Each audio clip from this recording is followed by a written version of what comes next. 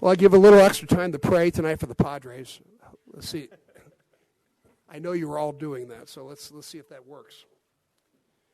All right. The city clerk posted orders of adjournment of the September 27th, 2022 meeting and the agenda of the October 11th, 2022 meeting in accordance with state law, council, and housing authority policy.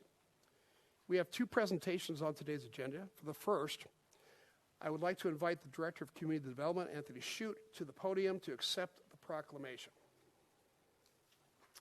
Tony.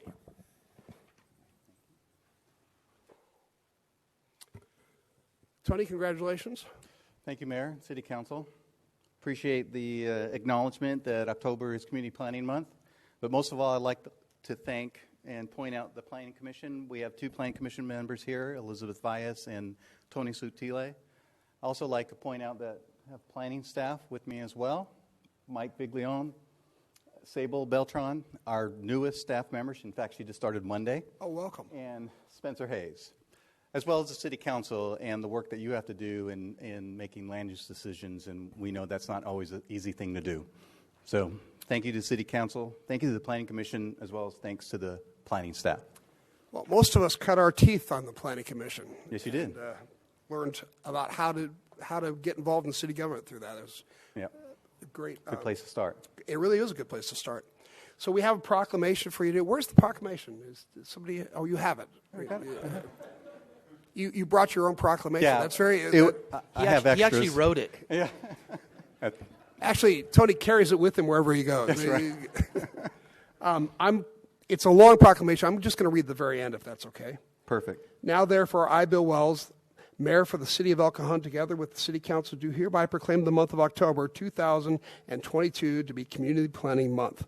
In the City of El Cajon, in conjunction with the celebration of National Community Planning Month, join us in applauding the many valuable contributions made by the City of El Cajon Planning Commission, staff, and partners.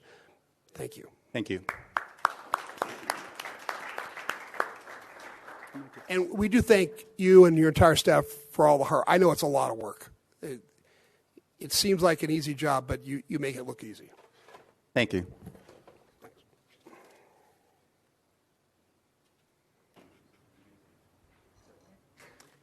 Now I'd like to bring Frank Carson up. Frank's the Director of Parks and Recreation, and he's going to tell us about HauntFest. Hi, Frank. Hello, Mayor, City Council.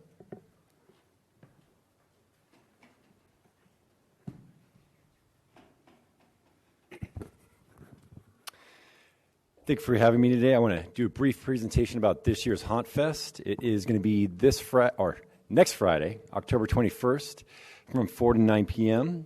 We tried that time change last year, and it seemed to work well with all of our planning departments going into the event. Just as an overview, HauntFest, we believe is the largest free entrance Halloween-themed event. I'm going to be so bold to say it's the largest event in East County. I'm going to be that bold to say that. This year's theme is Hocus Pocus, and we actually decided on that theme way back in about May of this calendar year. We didn't know Hocus Pocus 2 was coming out, or at least I didn't, so it really timed things out really nicely for us, how we have that theme, and we were able to reserve those movie rights for October 21st to show the movie. This is at the costume contest of last year with Councilmember Metro, her husband, and Chief Sweeney. They were judges. This year's fun map, this is not our GIS or planning map. This is more of a community fun map, just where people, if they want a map of the event and the basic overview, if you look at the mid-left area, you'll see the green car. So we have the Cajon Classic Cruise, or themed spooky cars. Right next to that is our very popular costume contest stage. And that's really where you get the biggest bottleneck of the event, is at the costume contest. These are cash prizes. All cash is given by our downtown Oklahoma business partners. And then right next to that, this year, Sophie's Gallery through the St. Madeline Sophie Center, they've asked to open up their facility and do arts and crafts within their facility also. So we're partnering with them. We have games and attractions on Main Street right there, also down Solsfeld. In the Prescott Promenade, we'll have 2 free bounce houses that a lot of kids like. And St. Mel Sophie Center will also be hosting the Pumpkin Patch, and they'll be doing arts and crafts in their Pumpkin Patch as well. Our downtown Oakland business partners will be doing different music shows at the Prescott Promenade stage. We'll have other activities such as airbrush tattoo going on the Promenade stage.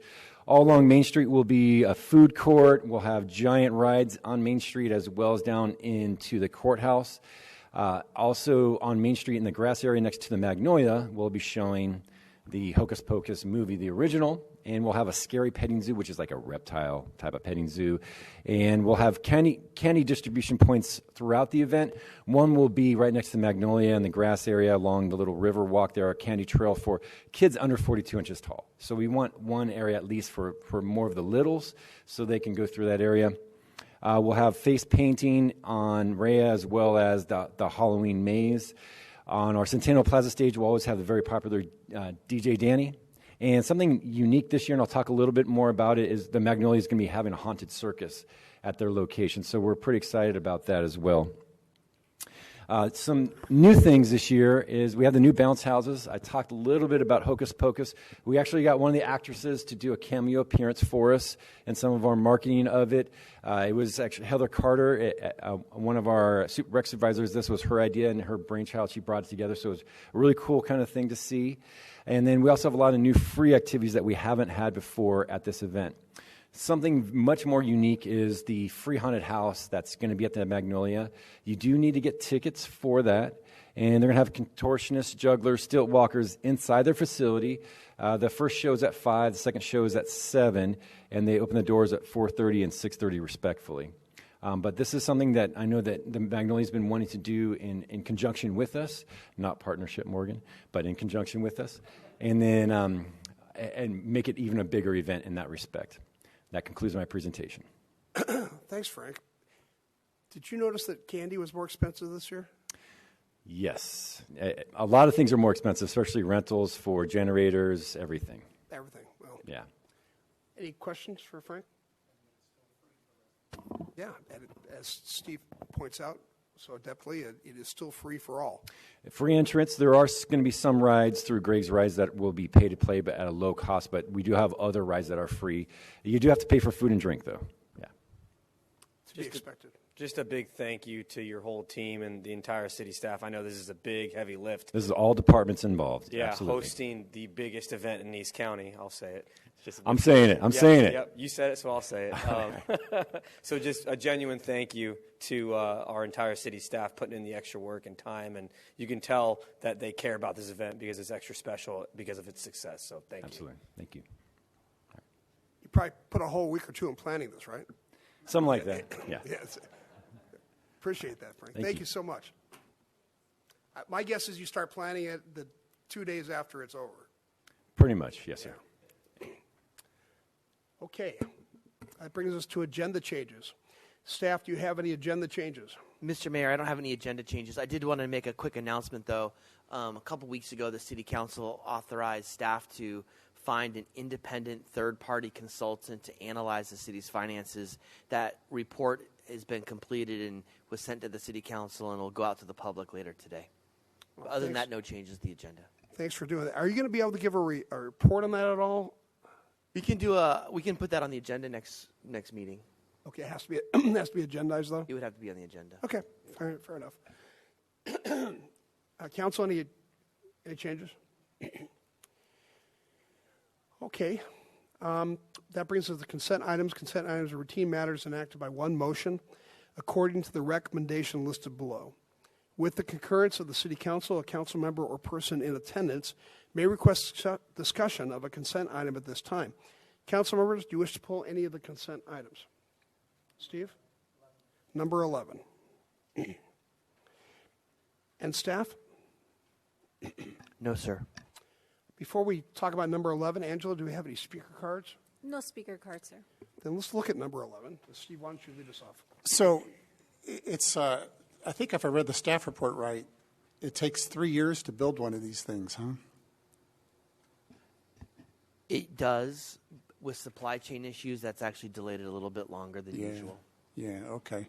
if that's the best we can do, it's the best we can do. We may want to think about putting our name in for 2034 or something just to get ahead of the line.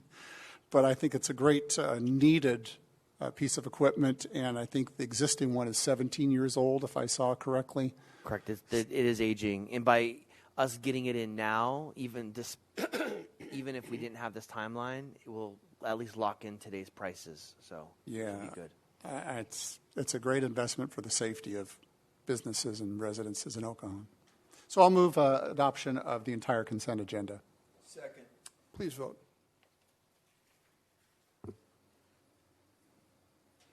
Motion carries by unanimous vote.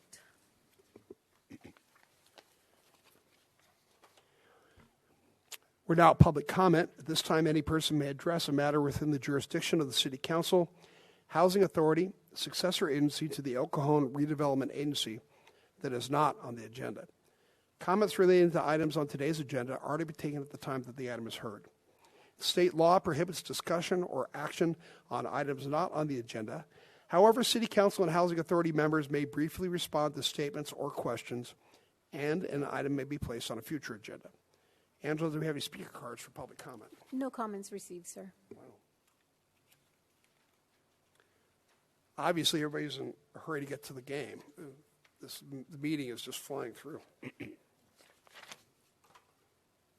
There are no written communications on today's agenda, and we're at public hearings now. We have one item to consider. Item 13 is for the general plan amendment, and I'll ask staff to tell us about this. Hi, Tony. Mayor and Council.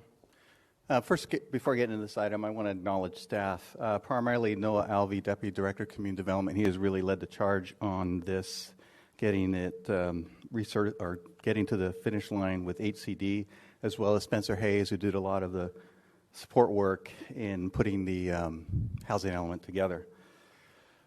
The council may remember on July 27th, 2021, the council adopted an update to the then housing element. And following adoption, staff submitted for certification to State Housing and Community Development, or HCD. On October 29th of the same year, HCD transmitted the results of their review and found that additional revisions were necessary. The requested revisions were primarily related to the implementation of AB 686 for affirmatively furthering fair housing. Over the last year, staff made multiple revisions which were a result of evolving expectations from HCD regarding the form and content of fair housing analysis. This really proved to be difficult over the course of the last year. In most instances, the revisions to the housing element included the addition of policies and procedures that are already implemented by the city, such as participating in regional efforts to address fair housing, utilizing place-based strategies in alignment with the recently adopted environmental justice element when funding capital projects, and ensuring safe and sanitary housing through the existing housing inspector program, or the apartment inspection program. The remaining updates to the housing element included a discussion of local city knowledge of development patterns related to fair housing, a table linking regional housing needs assessment units by fair housing indicators. Again, think of the environmental justice element, and clarifications that the city shall comply with the by right permit requirements for housing element sites according to state law. On October 4th of this year, HCD staff provided written confirmation to staff to go ahead and proceed with readoption of the housing element and resubmittal for certification. So finally made it to the finish line. HCD staff also requested additional language to be added to the resolution that was adopted by the City Council in July of 2021. Due to this request, staff produced a revised resolution, which you should have at the dais, and strike out underline, and I believe also a clean version. Due to this request, staff is recommending that the City Council, one, approve the general plan amendment updating the housing element to including the revisions that are required by HCD, also including the amended resolution that you have at your dais. So it asks you to refer to that resolution when making your motions. And staff is available to answer any questions. Thank you, Tony. questions? Angela, any speaker cards? No speaker card, sir. All right. Tony, apparently no questions. Thank you very much.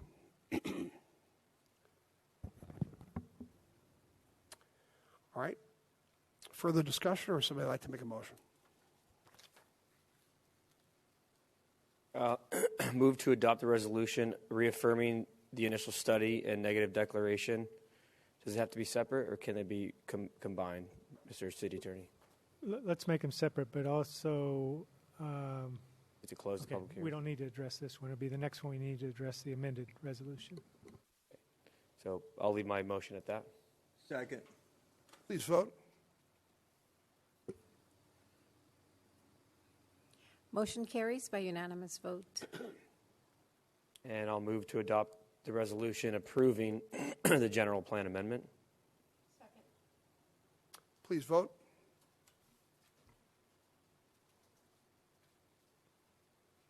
Motion carries by unanimous vote. Thank you.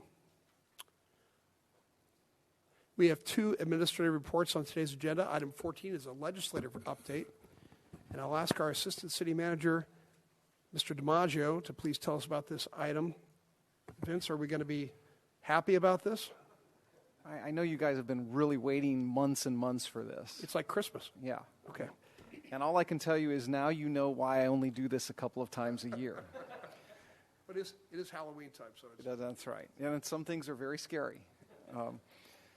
So you have this before you. I don't have a presentation or PowerPoint. I'll just run through a couple of the more notable ones that we haven't talked about for a while. On page 1, we have AB 1599 and AB 1603. These were two separate efforts to try and repeal Prop 47. They failed. In both cases, they failed to pass out of the Assembly Committee. The first one was sponsored by the entire Republican caucus, and that didn't go anywhere. And then the second one was sponsored by a Democrat legislator named Salas, and that didn't go anywhere. SB 6 has gotten a lot of coverage. I'm sure you're all familiar with it or have heard about it. It was put forth by Senator Caballero, and it basically allows housing on any lot zoned commercial subject to the development being a prevailing wage project. So it's not as sweeping or as broad as you might think, because it's going to be very difficult to accomplish that on a prevailing wage basis. So it's probably going to have, practically speaking, fairly little impact. Moving on to page number 2, SB 81. This was the one that was on the report the last time I gave it, which we were watching, because it dismisses the sentencing enhancements, or requires a judge to dismiss the sentencing enhancements if it can be demonstrated that the crime involved mental illness, childhood trauma, or that the firearm that was used malfunctioned. So essentially, you're trying to commit a crime, you have a gun, the gun doesn't go off, but you intended for it to go off, but it didn't, and so that would allow the judge to dismiss a sentencing enhancement. That was signed by the governor and is now law. SB 358, which was done by our local legislator, Jones, this seemed to be a really easy one. I mean, this is just, it expands the crime of mail theft from the United States Postal Service to Amazon and UPS and those type of other third-party delivery services. We thought that was going to go right on through, and it died. I don't know why. It seemed to be fairly non-controversial, but it didn't go anywhere. Fortunately, also, I think, for all of us, we were watching SB 519 from legislator Wiener out of the Bay Area, who's apparently his sole purpose in being in the legislature is to, eliminate all drug, the illegality of drugs or anything having to do with sentencing with drugs. He was attempting to legalize LSD, mushrooms, MDMA, and that was something we were watching. Complete and total legalization of those drugs, that did not pass. That died in committee. But he continues on with other things, and I'll bring another one up here shortly. Moving on to page 3, SB 852. This actually introduces, this is actually something that's good.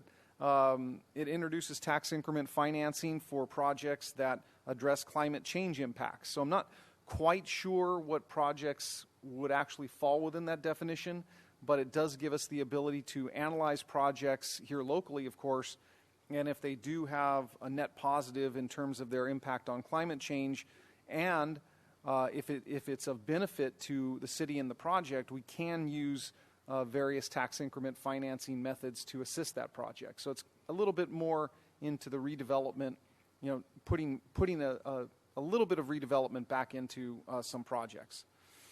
SB 932, this would require, this is the one that increases the liability for cities that don't amend their circulation elements to address bicycle, pedestrian, or traffic calming plans. So the bill would allow a person injured in the public right-of-way after a collision with a motor vehicle to have a cause of action against the city if the city by June 30th, 2024 did not make these changes to their circulation element.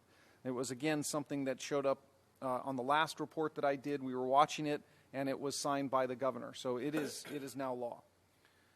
AB 2631, this is the one that was going to provide liability. This was an interesting one in light of what we've currently been dealing with. This is the one that that creates liability for a city's actions, or a city or county's actions, a local agency's actions on their homelessness programs that adversely impact another agency. So if in the case that we're currently seeing of what the county is doing with housing vouchers, that's one local agency, that's one step of government that we feel is adversely impacting another local agency, ourselves, and this bill would have created liability and given the city of El Cajon a cause of action against the county. So unfortunately, in this case, that died, and I don't know the status of it as to whether it will be reintroduced. Of course, SB 1338, I think we all know about. That's the CARES Court. That's something that I think this council took a positive position on, and we wrote a letter in support of that, and that's been signed by the governor. On the last page, SB 897 just simply expands the law pertaining to ADUs with a 25-foot height limit. Essentially, ADUs can now be 2 stories. On SB 1439, this is a bill that pertains to elected officials. If you make a decision on a particular project, you are prohibited from taking a donation from the proponent of that project in excess of $250 for the 12 months following your decision on that project. So it's just something that I think as elected officials would need to pay attention to as you move forward in your respective campaigns. AB 1869, this is the ghost gun bill. It would make the possession of unserialized, now I don't really understand what happened here, but makes the possession of unserialized firearm or firearm that was altered, removed, or with an obliterated serial number a felony. I suppose that the party in control did not want it to be a felony, is my guess, but it died in committee. AB 1955 is the proposal to increase jail terms and fines for possession of any substance containing fentanyl. That died. So again, another common sense one that we would have thought would have gone through given the crisis with the fentanyl. That did not go through. AB 2147, this one basically legalizes jaywalking, and I think it's got the potential to be somewhat significant because we've had in the last year a few instances where motorists have unfortunately struck pedestrians who have crossed jaywalking at night. The pedestrian in some cases has been killed, but the fault lied at the time with the jaywalker because that's technically a crime.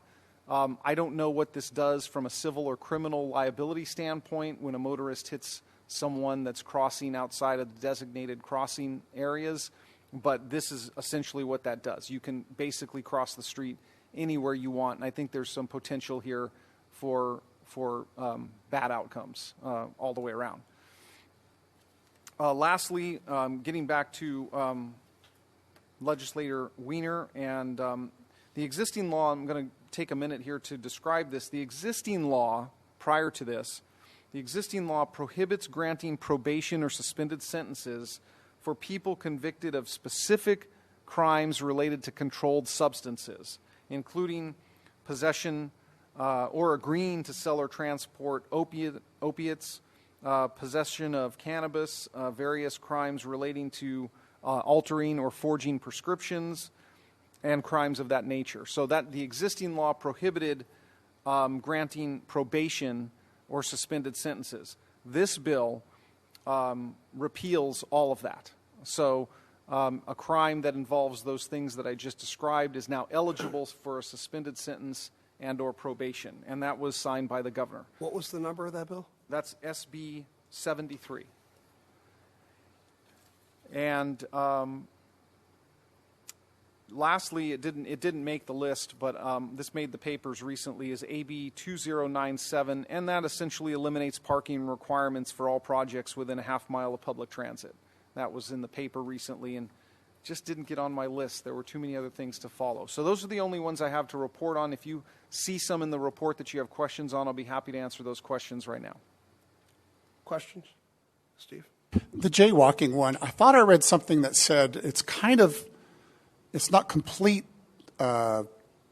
freedom to jaywalk. It's if a reasonable person would think it was safe to walk, then it's okay. But if you just step out into traffic, no reasonable person would do that, and that might be illegal. Was there some kind of delineation there? Yes, you're correct. You're correct. The reasonableness standard was included in that. So now we have, it kind of puts the officers in a difficult position to be judges right then and there of what's reasonable. Right. That's a difficult position to be in. Yes. This is off the cuff, but AB 2773, it's right above the last one we talked about, requiring our police agency to report all traffic stops and the reason the person was stopped. That seems like a significant increase in staff time for our police officers. Am I wrong? Or It's not only an increase in staff time for the officers, but what this is doing is that this is one of those, we're taking tiny steps to prevent pretextual stops. So oftentimes, police officers are trained to recognize when something doesn't look right. Okay, so when a car is driving a certain way where you and I and others that aren't trained, we just may say, the person's not driving correctly, or we may not notice it at all. It may be that subtle. They're trained to look at certain things, and so if they see something, they then come up with a pretextual reason to stop, like you have a license plate out or your brake light is out. So they stop based upon a violation of the vehicle code on that basis, and usually they'll see there's drug paraphernalia, there's this, the person is impaired, DUI, etc. So this is part of an effort by the legislature to take steps to start phasing out or prohibiting outright pretextual stops. That's what this is for, so that the legislature can receive information by these reports as to why the stop was made in the first place. And then obviously write legislation in future sessions to prohibit those type of stops. got it. Is there, it might be wise, is there technology that could, because stop it, Siri. My thought is this is just going to increase administrative time for our officers, which means they're not out on the street responding to calls, which means our call time is going to get even higher than they are. My thought may be looking into some kind of technology to expedite the reporting of this so they can get back on the road quicker. I don't know, something to think about. Yeah. I'm more concerned about the chilling effect that has on police officers following their hunches, Yeah. because that they might be called to account for doing something wrong. Right. It is that. It's all along those same lines, yes. Yeah. Okay. More questions? It's kind of a moot point, but SB 81, sentencing enhancements if there's childhood trauma. Couldn't basically any human being on earth claim that they've had childhood trauma? Did anybody discuss that? Obviously. Yeah, no, it wasn't. It wasn't discussed. I think this was. It's mainly. It's as you said, Mayor. It's just lumping these different things. The gun thing is a little out of place with the mental illness, childhood trauma. I mean, they're trying to say, did you have childhood trauma? Do you have mental illness? And then all of a sudden, this malfunctioning gun thing comes into it as well. It's a bit of an odd combination. Did they put any parameters on that? No, none that I saw. Okay, thanks. Okay, do we have any speaker cards on this item? We do not, sir. All right, well, this is just for information. Anybody else want to discuss that at all? Or? Okay. Item 15 is a capital projects update, and I'll ask staff to tell us about this.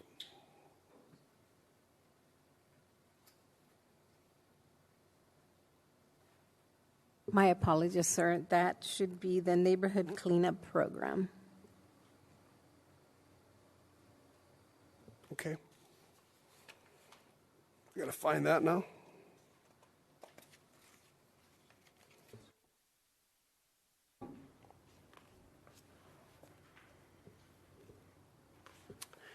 I don't think I have that on my.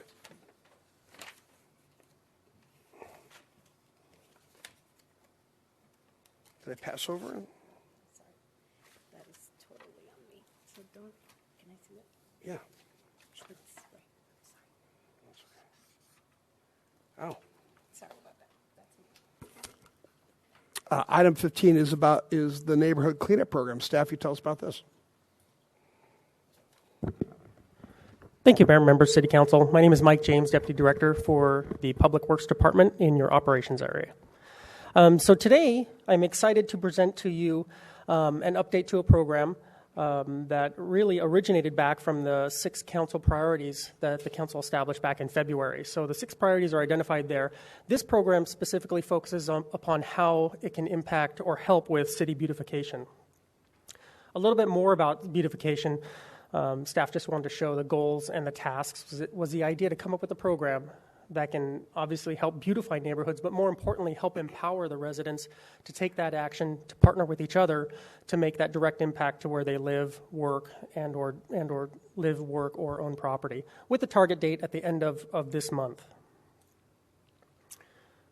So beginning in March, which was right after when the priorities were established, a multi-department team that consisted of community development, parks and recreation, and public works were formed, really with the idea of brainstorming ideas, and then with those ideas, how to nurture them into the proposed program that's presented before you today.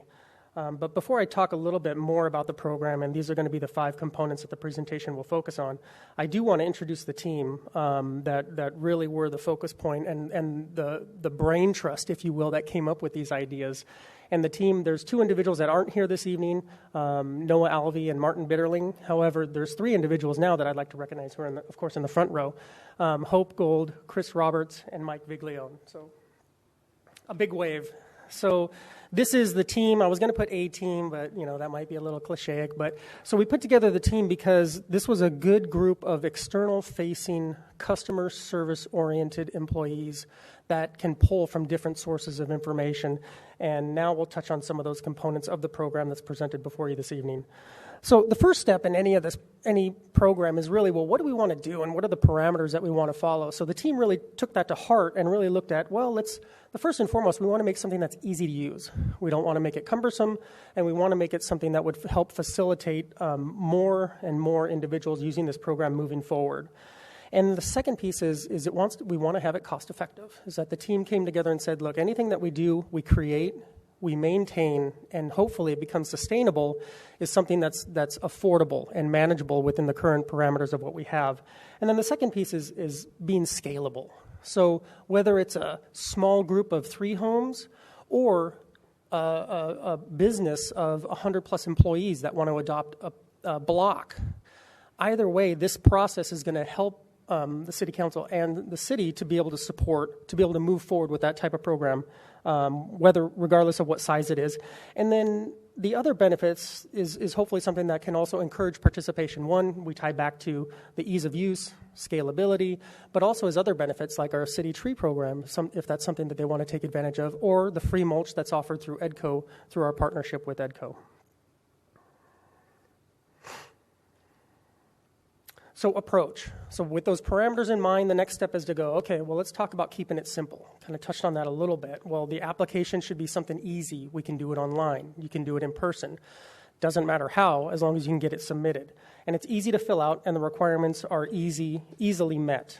The other piece is the team didn't want to reinvent something just to reinvent it.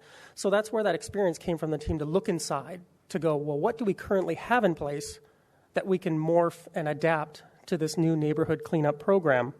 And again, many of the steps to that program, hopefully that's something that can be kind of tweaked a little bit to be able to make a direct impact on this. And so when the team came together and met, the biggest project or program that's in place now is the block party model. So it's already something that's in place where your individuals can submit for a block party application. They submit a site diagram, and then the Public Works Department, which is primarily the group that manages those, can take that same information and then to go through the same and apply it in the same way. And that's the next step, I guess, to that is once we have the program in place and it's scalable, then we look at marketing. What can we use now, and what are some of the tools that are currently in place to be able to get the word out? And so there's a few ways that the group came up with. The first way is a web page. And so that's just creating a new web page on the city website that really has the application components already contained within it, and that's going to be on our left side of the screen if you look there where the cursor is. That's just a screenshot of what that application will look like. The next is a trifold pamphlet. It's something that's easy to use, easy to hand out, and easy to distribute to explain more of what this program is about. And then lastly, after we have an individual or a resident or a business come forward, what's the next step to get more people involved? And so what we use often in the public works operation realm are door hangers. So door hangers are a good way to communicate that same information, and you can see there on the far right is where we talk a little bit more about the date, time, location, and additional information that we can provide to each of the residents that would hopefully want to participate. And then lastly, like everything else now, social media. Social media is the way we can get the word out, and so we would continue forward with the same tools to be able to promote the program as we move forward. But when we promote it, the idea is, well, who do we want to promote it to? And that's where there's really two key players in this program: our external customers and our internal partners. So from an external customer standpoint, we have to really take a look at, well, who are we trying to serve? Who's our audience? And in this case, it's pretty wide open. Any resident or business that wants to beautify their neighborhood or their block. And then with that, kind of what's the goal? The goal behind that is twofold. One, city beautification, to clean up the area. But then the second goal is to meet your neighbor. So when you're out and about, to help try and encourage that, because back in the day, that used to be the norm. You used to know your neighbor. You used to know who owned the business on the corner. So what the team is envisioning with this program, we can kind of restart that process and hopefully bring everybody together with one common goal to help clean up the area. And then we touched a little bit on the scalability, so I won't dive into that anymore. But I think that's really an important component to this program, because the team truly feels it can work for a small group or a large group. Doesn't matter what the size is, because the goal and the outcome is the same. And from the internal partner standpoint, primarily it's going to be the Public Works Department, which already will take the lead on receiving and reviewing the application process, and we'll go into talk about those details on the next slide, and then partner with the Public Works Department. So if we get a bigger group, I think that's where our Parks and Rec partners are going to be able to come in and help us to support that with tables, chairs, canopies, waters, whatever additional support or personnel that we're going to need to be able to help that program succeed. So the next team... The next step, the team focused on really taking, what is this application process going to look like? And so staff wanted to just jump into the weeds a little bit here with this program. And if we start at the top left-hand corner in the application step, so this really just focuses on the basics. It's going to be who's going to be the organizer in the neighborhood, who's filling out the form, what's the date, what's the time. There's going to be an actual map or an exhibit that they would draw. They could pull something off of Google Maps and be able to sketch on that where they envision they want to try and beautify, they want to try and clean up here. They would envision a dumpster in partnership with EDCO to be delivered there, or if they want to plant trees where they would like trees to be planted and where mulch could potentially be dumped. So all that's going to be contained within the application process. That'll come to Public Works. Public Works will review it, either approve it, or if it is denied, really just explain why. And it could be, one piece to this in the application period is we are asking for 3 weeks. And we'll touch the other steps here. We'll kind of explain the behind-the-scenes actions that the Public Works is doing to be able to support that 3-week period. But whatever it is, that application will be provided back to the applicant, and then a little bit more explanation will be provided. So hopefully they resubmit. So field visits, and so that's the second step, or the third step in this process in the top right-hand corner. This is really due to a couple things. One is to confirm that the items that the individual or the applicant asked for can be accommodated, whether it's size, location, the dumpster location, and then in addition to that is going to be the field visit is going to also look for any specific hazards that could be in place in that area. So if there's going to be an increase in the number of individuals for this program, the city is supporting this program, wants to make sure that there aren't any really noticeable tripping hazards that are out there from a curb, gutter, sidewalk standpoint, significant potholes that are in the area, or any low-hanging trees or branches, rather, that are going to have impacts to individuals working in the area. So, and then the other piece is really just to identify the tree location, and that's where the Public Works staff will come into play, because there's going to be certain instances where just because the different types of trees that we have available through the program just won't fit in a certain spot. So the individual may want them there, but we'll just have to go in and explain why or why not that can't happen, or maybe consider a different type of tree. But then probably the most important piece is there enough location for the dumpster to actually be like one of the bigger 40-yard roll-off dumpsters to be located in that area. And then the next step is the follow-up visit. And that's kind of where the big step in the Public Works response is going to be, where the posting, during this time, the posting of the 72-hour no parks in the area, because we want to make sure that as much of that area is cleared.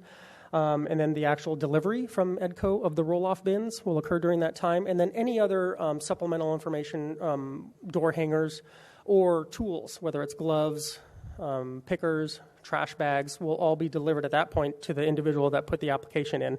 And then any of the potential hazards that are identified, there would be some follow-up mitigation, where if it's an offset in the concrete, we could do some grinding. We potentially could do removal and replacement. If it's a pothole, we can fill it. And if it's something more significant than that, then maybe there's a way that we would be able to barricade it to mark it as an area to stay away from or stay out of, and then we would address it after the 3-week period or after the event occurs. And then also during that period is if there's any, especially for the larger events, we would also identify a location where we would potentially place table, chairs, and a shade canopy with waters if there's going to be a significant number of individuals for that event.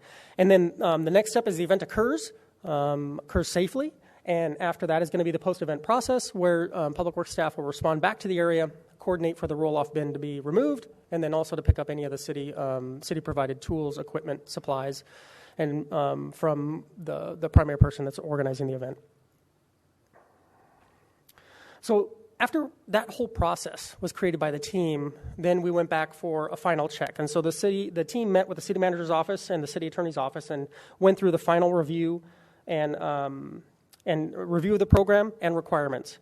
And there were two areas that the team spent a little more time on. One was talking about general liability and really focusing on making sure that there were 2 waivers that would be available. There would be an individual waiver for each individual participant, and then if applicable, there would be a larger hold harmless agreement where the individual, say in this case it could be a business, a nonprofit group, somebody that has responsibility for, say, their employees, then the hold harmless agreement would potentially come into play and be more applicable. Because again, this comes into play. What the team didn't want to do was make so much paperwork and so many agreements that the 1, 4, 5 family residents wouldn't want to do that work. So that's where the individual waivers would come into play, and then we would have everybody also participate in the individual sign-in sheet moving forward. The next piece was just finalizing costs. Really, it's minimal. The cost for trash pickers, trash bags, which are included in the staff report, are something that can be potentially absorbed depending on the size or number of events from event to event. And we won't have to buy as many pickers for every single event, because ideally we'd collect the majority of them back and reuse them again. The largest cost of this is going to be if there are hazards identified and how to incorporate that into Public Works operations' normal duties. Sidewalk removal and replacement will probably be the largest workload, potentially filling potholes. But again, at this point, staff just doesn't have a good estimate on that. But as you'll see when we talk about some of the program successes, which will be the next slide, we can come up with a general estimate, but to get specific at this point in time, I think would be a little premature. But again, that largest cost is going to be the type of improvements that we're going to have in the right-of-way. So I think success is really, and each of these events that happen safely is a win. I think it's going to beautify for the focused areas. Taking into account how many block party applications that Public Works received in 2021, there were 10. So staff is kind of going forward with a conservative estimate of 4. If we can have, if there are 4 events that occur in the first year, and I think there's a lot of things that come into play, we can market it, we can get the word out, and then that word of mouth travels, then potentially that could be, that would be considered a success in year 1. And then hopefully after that, that number would increase to hopefully getting to about 10 or 12 per year. And then the last piece here is constant improvement. So I think what the team also wanted to stress was this isn't a one and done. This is after each event, something happens, we're going to move forward, we're going to review what went well, what could have done better, and then make those little incremental changes to the program until it gets to a position where it's just free-flowing and it works well regardless of the size of the event. So at this point, that concludes the report. I would just like to touch on the timeline because that wasn't included in the staff report or in the presentation as of yet. So I think depending on the feedback that the City Council has for staff, it could be something, the majority of the work has already been completed with the web page, the marketing materials. So I think moving forward is relatively, can be a simple and quick process. Conservatively, staff thinks that by December, this program could be up and running. Now, granted, that's during the holiday season, so I don't know too many individuals that will be coming out, so maybe January 1st deadline could be a good go date, and then from there we can just see how the word gets out and how well received the program is to the city. So at this point, staff is available for questions, and if there's any feedback regarding the outcome, the customer's methodology, and or expectations, staff and, well, the team is available to respond. Thank you. Thanks. Nice report. Questions? Phil? Thanks for the idea. I like it. Involving the community, bringing people together, getting to know your neighbors. I think it's going to be I hope it'll be a fantastic program. I had a question about, you said something about the block party method shutting down the street for 72 hours. Is that what you said? So the 72 hours would be just the no park notices. So we would put out barricades advancing or informing individuals at 72 hours from that date when we put them out that we will ask that you don't park along the curb, so they could park in their driveway. Individuals would park in their driveways or park in their garages, but the street in and of itself wouldn't be closed until the day of the event, until the time of the event. I see. So just the signage is out for 72 hours. The street isn't shut down for 72 hours. Correct. Got it. Okay. I just wanted to clarify that. Maybe some feedback. If we're going to do door hangers, maybe a QR code pointing to the online application. I know a lot of people, I do that. It makes things super easy. And then I see nonprofits and churches kind of championing this as a way to reach out to their community. And there's local residents that go to these nonprofits, volunteer at these churches. So, yeah, that might be a good hub to get some momentum, making a contact at one of these nonprofits or churches. And then I think in some way, shape, or form, pointing the residents to the City of El Cajon app to submit issues and things. I think we've got to keep moving people towards the app, and any kind of outreach we do would be beneficial. Everyone raves about the app that uses it, but I still think we can get our usership up. And the last one, with regard to the application, with the verbiage, instead of approved or denied, this is just a personal pet peeve, I think it should be approved or need to make changes. I don't like the word denied, because if someone's coming to the city and they want to clean up the city and help, they shouldn't be denied. They should be helped at the desk to say, let's work with your project and see what we can do instead of deny. About resubmittal. Resubmittal, there we go. Perfect. Okay. Thank you very much. So I'm picturing this is an event where you clean up your own property in conjunction with all the other neighbors?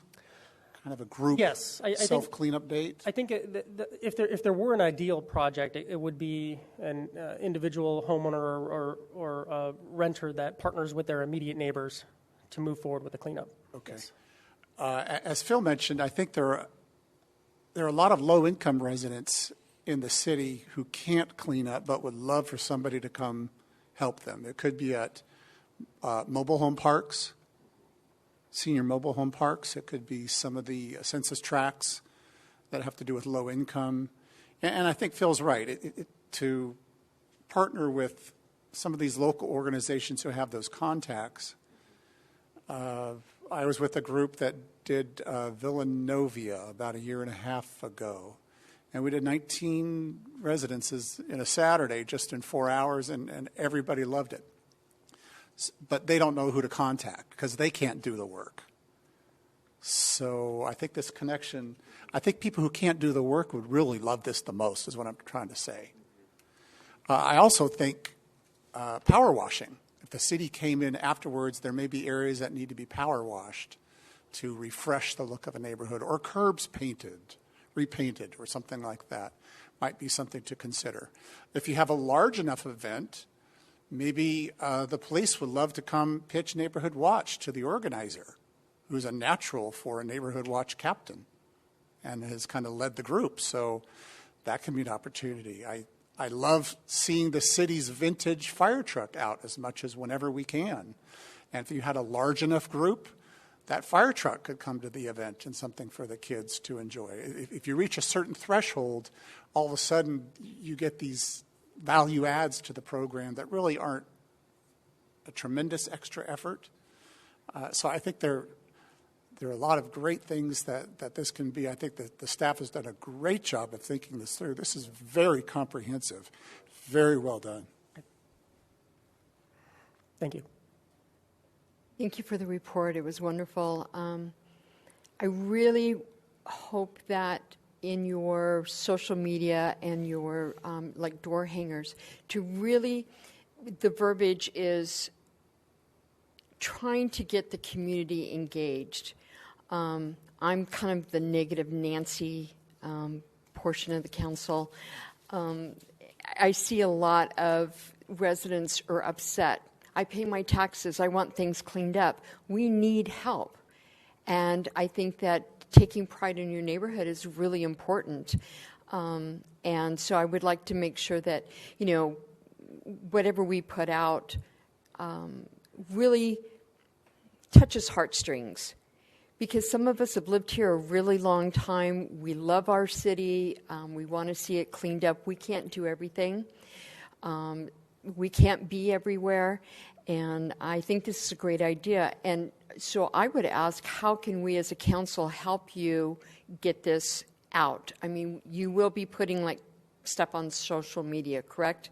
Okay, because I'm on social media a lot, and I'm always forwarding notices and trying to engage with residents to get them involved. Steve and Phil and I have all worked on cleanup committees.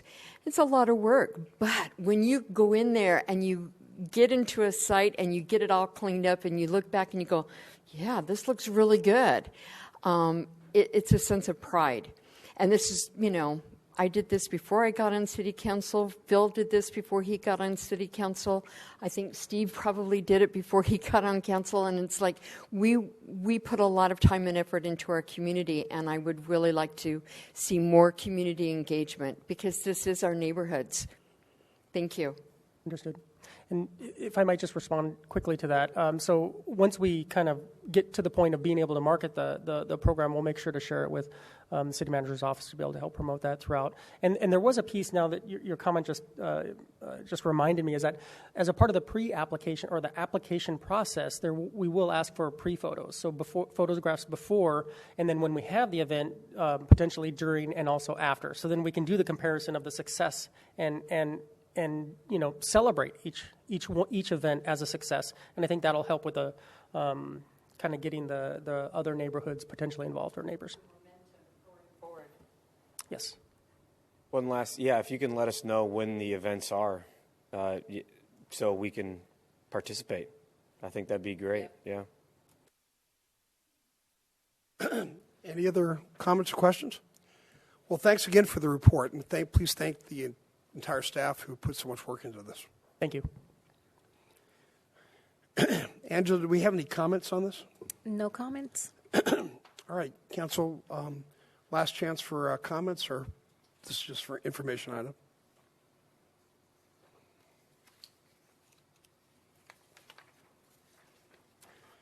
There are no commission reports on today's agenda. Item 16 is my activities report, and it stands as reported. Activity report for council members, Councilmember Goebel. As the East County representative to the Sandags Public Safety Committee at last month's meeting, I raised the issue, how is public safety and fire affected by the governor's executive order that all new passenger vehicles must be electric by 2035. Sandag staff investigated that, and for now, they are exempt. Okay. Councilmember Kendrick. As reported. Deputy Mayor Michelle Mitchell. As reported. And Councilmember Ortiz. As reported, and a side note, I'd be remiss if I didn't give El Cajon native Joe Musgrove, all-star pitcher for the San Diego Padres, a little shout-out for a great showing, giving us a push into the playoffs. He pitched 7 innings with only 1 hit, and that's the first time that's ever been done by a major league pitcher in an winner-take-all series. So we're playing in about an hour, so go Padres. All right, good. So did he go to high school here? He went to high school in Grossmont. His family owns great. a coffee shop I didn't in know that. Alpine, and some of his family members work at Costco La Mesa. So, beat LA. Let's have him come in and talk to the council, but check his ears and stuff. He'll appreciate that. Yeah. All right. There are no joint council member reports, no general information items, and no first or second readings of ordinance on today's agenda. We're now at closed session, and our city attorney will recite the title and lead us into the closed session. Thank you, Mayor. The City Council is going to meet in closed session for a conference with real property negotiators pursuant to Government Code Section 54956.8. The property is a piece of property in Gillespie Field, contract number 13683R in Lot 10 of Block 1MM. The negotiating party is 1990 Friendship LLC. The city negotiators are city manager and assistant city manager. And under negotiation will be the price and terms for acquisition of a leasehold interest. I should announce that I will not be participating because the negotiating party that's going to be working with the city perhaps is a client of our firm. Thank you. Make a motion then to adjourn the closed session. Please vote. Motion carries by unanimous vote. Ladies and gentlemen, we should be back fairly quickly to conclude the meeting.